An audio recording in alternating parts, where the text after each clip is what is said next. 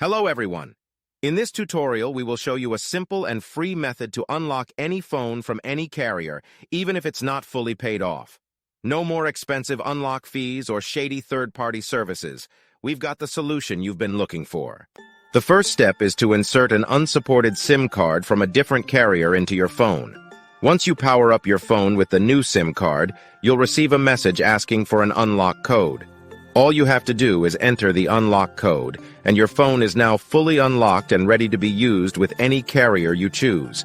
And here's the best part. We will show you how to get the unlock code. To do this, you need to find the unique identification or serial number of your phone, called the IMEI number. Simply dial *#06#, and the IMEI number will pop up on the screen of your phone. Based on this IMEI number, we will get the unlock code for your phone.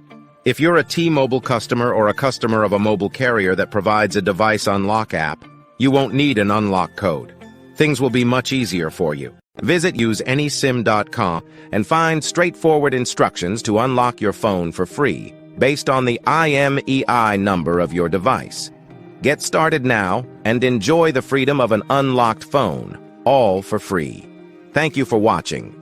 If you found this helpful, please consider subscribing and sharing with your friends.